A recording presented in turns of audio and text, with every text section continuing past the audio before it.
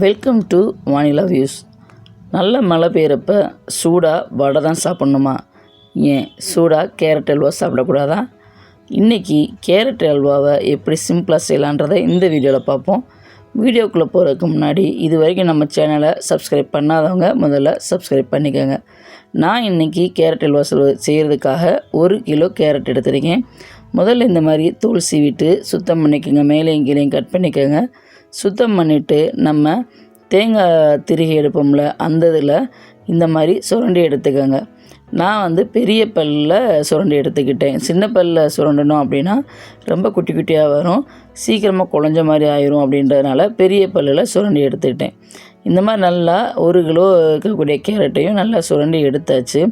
சுரண்டி எடுக்கிறது கொஞ்சம் சிரமமாக இருக்குது அப்படின்னா நீங்கள் கட் பண்ணி கூட மிக்சியில் அரைச்சி கூட எடுத்துக்கலாம். ஆனால் அப்படி அரைச்சி எடுத்தோம் அப்படின்னா அந்த கேரட் அல்வா இந்த அளவுக்கு டேஸ்ட்டாக இல்லை. ஒரு பாத்திரத்தில் நெய் ஊற்றிக்கோங்க. நான் ஒரு 100 மில்லி அளவுக்கு நெய் ஊற்றிருக்கேன். நெய் கொஞ்சம் சூடான உடனே அதில் முந்திரி பருப்பை போட்டுக்கலாம். 100 கிராம் அளவுக்கு முந்திரி பருப்பு எடுத்துருக்கேன். அதை பொன்னிறமாக வறுத்து வச்சுக்கோங்க. நெய்யில் முந்திரி பருப்பு வறுக்கிறப்பே அதில் வர்ற ஸ்மெல் ரொம்ப சூப்பராக இருக்கும். வறுத்து வச்ச உடனே பிள்ளைங்கள்லாம் எடுத்து சாப்பிட்ருவாங்க. அதனால் கூடுதலாக இன்னொரு 100 கிராமும் வறுத்து வச்சுக்கோங்க, அது நம்ம சாப்பிட்றதுக்கு. இப்போ வறுத்து எடுத்தாச்சு. அந்த நெய்யிலேயே 4 ஏலக்காயை தட்டி போட்டுட்டேன். தட்டி போட்டுட்டு நல்லா கொஞ்சம் பொரிஞ்சு வர்றப்போ நம்ம சுரண்டி வச்சுருந்தோம் இல்லையா, அந்த கேரட் எல்லாத்தையும் இதில் போட்டுருவோம். நீங்கள் குக்கர் எடுக்கிறப்பே கொஞ்சம் பெரிய குக்கராக எடுத்துக்கோங்க. நான் சின்ன குக்கராக எடுத்ததுனால எனக்கு ஃபுல்லாகிருச்சு. ஆனால் அது வெந்து வர்றப்போ கொஞ்சம் சுருங்கி வந்துடும். இந்த மாதிரி நல்லா ஃபுல்லாக போட்டுட்டு கொஞ்சம் நேரம் கிண்டிக்கிட்டே இருங்க, வதக்குங்க. இதுக்கு தேவையான அளவுக்கு ஒரு பிஞ்ச் அளவு விரலில் எடுத்து போடுற அளவுக்கு கொஞ்சம் உப்பு போட்டாலே போதும். அந்தளவுக்கு உப்பு போடுங்க, கொஞ்சம் கிண்டிக்கிட்டே இருங்க. இந்த கேரட் அல்வா செய்கிறதுக்கு நான் 300 மில்லி லிட்டர் அளவுக்கு பால் எடுத்துக்கிட்டேன். பாலை தண்ணி ஊற்றாமல் காய்ச்சி எடுத்தாச்சு. அதில் அரை கப் அளவுக்கு மட்டும் இப்போ நான் இந்த ஸ்டேஜில் ஊற்றிக்கிறேன். ஊற்றிட்டு இன்னும் கொஞ்சம் நேரம் கிண்டிக்கிட்டே இருப்போம். கொஞ்சம் கிண்டின உடனே உங்களுக்கு தெரியும், முதல்ல ஃபுல்லாக இருந்துச்சு, இப்போ கொஞ்சம் குறைஞ்சி வந்துருச்சு. கொஞ்சம் நேரம் கழித்து இந்த மாதிரி வர்றப்ப நம்ம குக்கரை மூடி விசில் விட்டுருவோம். ஒரு 3 அல்லது 4 விசில் வரட்டும். ஆனால் நீங்கள் குழஞ்சிருன்னு நினச்சாலும் இது குலையலை, நல்லாவே இருக்குது. 3 விசில் விட்டு எடுத்தாச்சு. எடுத்த பிறகு பார்த்தோம் அப்படின்னா முதல்ல குக்கர் ஃபுல்லாக இருந்துச்சு பார்த்திங்களா, இப்போ பாருங்கள் எந்த அளவுக்கு இருக்குது அப்படின்னு. நல்லா குறைஞ்சி குக்கரில் பாதி அளவு தான் வந்திருக்கு. இப்போ இந்த குக்கரில் கிண்டுறதுக்கு வசதி இல்லை அப்படின்றதுனால நான் ஒரு அகலமான வாயகன்ற ஒரு வடை சட்டியில் மாற்றிட்டேன். நீங்கள் முதல்லையே பெரிய குக்கரில் எடுத்துட்டா இப்படி மாற்ற வேண்டிய அவசியம் இல்லை. இந்த சட்டியில் எடுத்துகிட்டு நல்லா வதக்குங்க. கொஞ்சம் அந்த பால்லாம் சுண்டி வர்ற அளவுக்கு வதக்குங்க. தேவைப்பட்டால் இன்னும் ஒரு அரை கப் அளவுக்கு பாலை ஊற்றிக்கலாம். நான் இன்னும் கொஞ்சம் வெந்து வந்தால் நல்லா இருக்குமே அப்படின்றதுனால இன்னொரு அரை கப் பால் இந்த ஸ்டேஜில் ஊற்றிக்கிட்டேன்.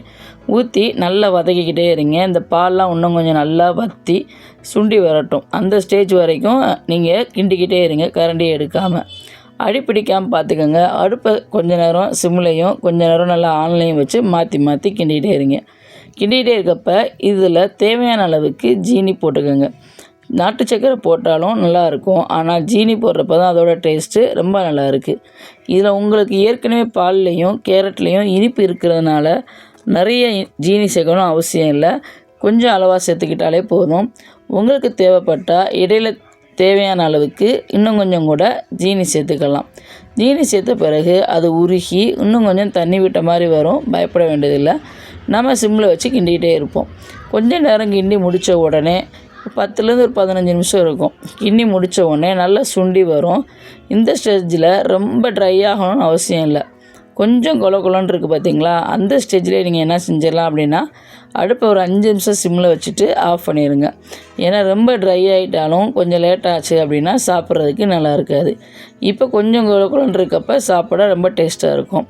அவ்வளோதான், வேலை முடிஞ்சிருச்சு. நம்ம வறுத்து வச்சுருந்த முந்திரி பருப்பையும் கொட்டி நல்லா ஒரு கிண்டிட்டு இறக்கிடுவோம். இப்போ நான் ஏற்கனவே வறுத்து வச்சுருந்த முந்திரி பருப்பு பிள்ளைங்கள்லாம் சாப்பிட்டாங்க.